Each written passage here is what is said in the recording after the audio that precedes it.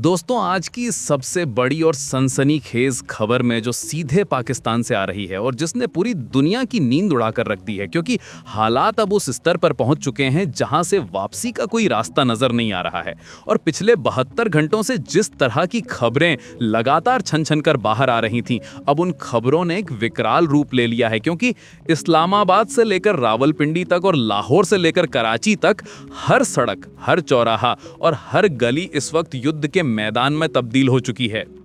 और जो सबसे बड़ी खबर इस वक्त हमारे पास आ रही है वो ये है कि अदियाला जेल का पूरा बाहरी परिसर अब प्रदर्शनकारियों के कब्जे में है और वहां सुरक्षा बलों के साथ सीधी झड़प की खबरें आ रही हैं, जिसमें आंसू गैस के गोले और वाटर कैनन का इस्तेमाल तो बहुत छोटी बात हो गई है, क्योंकि अब गोलियों की आवाजें भी सुनाई देने लगी हैं। और ये सब कुछ तब हो रहा है जब पाकिस्तान के पूर्व प्रधानमंत्री इमरान खान को लेकर सस्पेंस अपनी चरम सीमा को पार कर चुका है। और हर कोई बस यही जानना चाहता है कि क्या वाकई में इमरान खान अब इस दुनिया में नहीं रहे, या फिर उन्हें किसी गुप्त स्थान पर ले जाकर उनके खिलाफ कोई बहुत बड़ी साजिश रची जा रही है।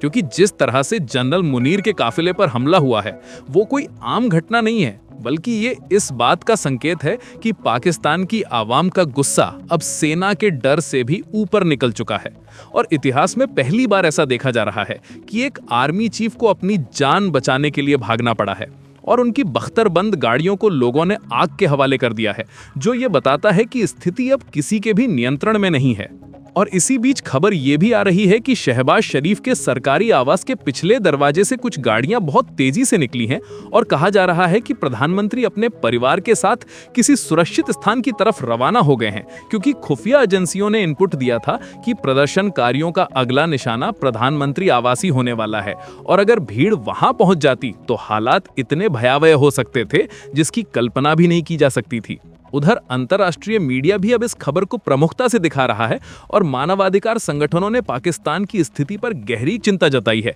क्योंकि इंटरनेट पूरी तरह से ठप कर दिया गया है ताकि अंदर की खबरें बाहर ना आ सकें।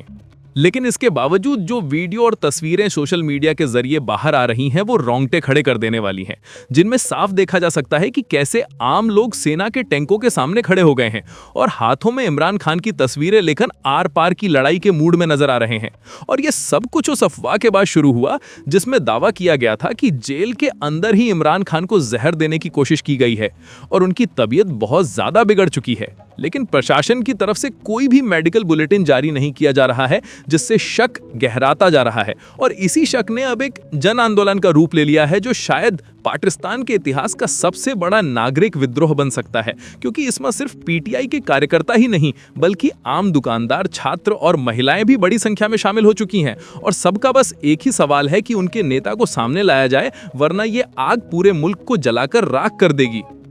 और इस बीच सबसे हैरान करने वाली बात यह है कि सेना के कुछ निचले स्तर के अधिकारियों ने भी प्रदर्शनकारियों पर गोली चलाने से मना कर दिया है, जो कि एक बहुत बड़ा संकेत है कि सेना के अंदर भी अब दो फाड़ हो चुके हैं। और अगर ये बगावत ऊपर तक पहुंचती है तो पाकिस्तान के परमाणु हथियारों की सुरक्षा को लेकर भी पूरी दुनिया में चिंता बढ़ जाएगी, क्योंकि एक अस्थिर पाकिस्तान न सिर्फ अपने लिए बल्कि पूरे दक्षिण एशिया और पूरी दुनिया के लिए एक बहुत बड़ा खतरा बन सकता है।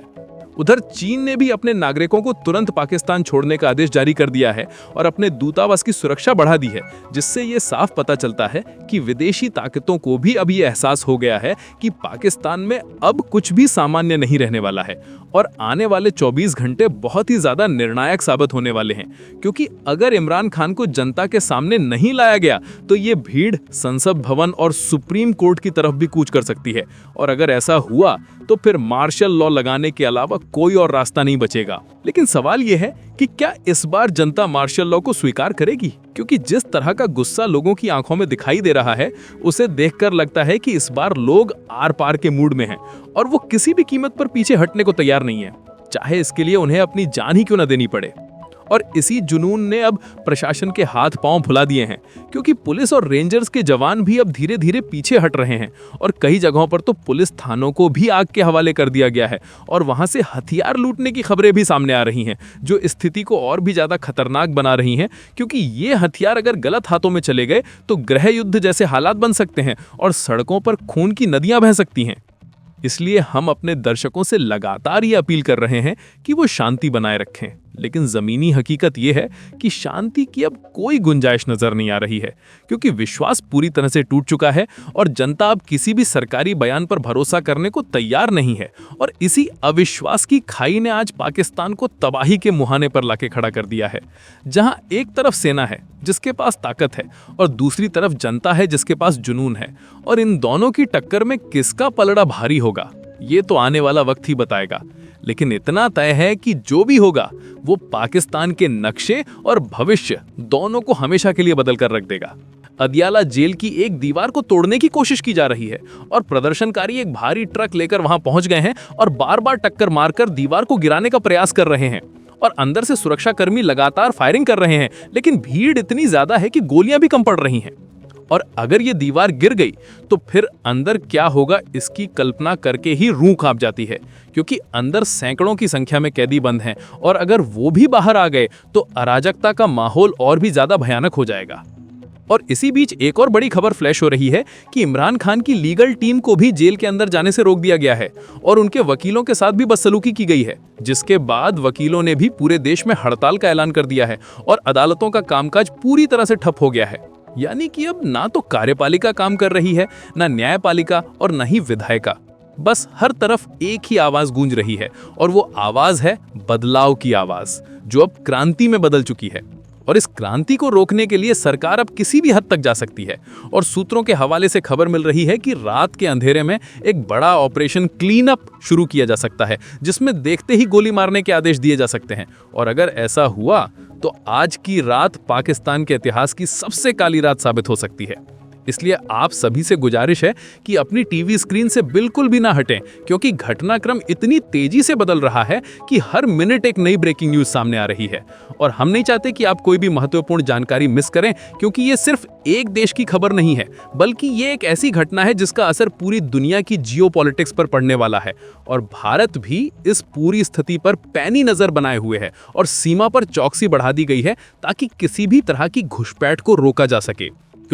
क्योंकि अक्सर देखा गया है कि जब भी पाकिस्तान अंदरूनी रूप से कमजोर होता है तो वो अपनी जनता का ध्यान भटकाने के लिए सीमा पर तनाव पैदा करने की कोशिश करता है। लेकिन इस बार हालात इतने खराब हैं कि शायद उनके पास वो विकल्प भी मौजूद नहीं है और अब उन्हें अपने ही घर में लगी आग को बुझाने में पसीने छूट रहे हैं। और ये आग अब बुझती हुई नहीं बल्कि और भी ज्यादा भड़कती हुई नजर आ रही है, क्योंकि अब इसमें बलूचिस्तान और खैबर पख्तूनख्वा के लोग भी शामिल हो गए हैं और उन्होंने भी अपनी अपनी मांगों को लेकर सड़कों को जाम कर दिया है। यानी कि ये अब सिर्फ इमरान खान की रिहाई का मामला नहीं रहा है, बल्कि ये अब व्यवस्था परिवर्तन की लड़ाई बन चुकी है, जिसमें हर वर्ग और हर समुदाय के लोग शामिल हो रहे हैं। और सबका एक ही मकसद है कि इस भ्रष्ट तंत्र को उखाड़ फेंका जाए, जिसने पिछले 75 सालों से देश को लूटा है। और अब जब जनता का सब्र का बांध टूट गया है तो सैलाब आना तो तय है, और इस सैलाब में कौन कौन बहेगा ये तो वक्त ही बताएगा। लेकिन इतना जरूर है कि पुराना पाकिस्तान अब कभी वापस नहीं आएगा और एक नए दौर की शुरुआत होने जा रही है।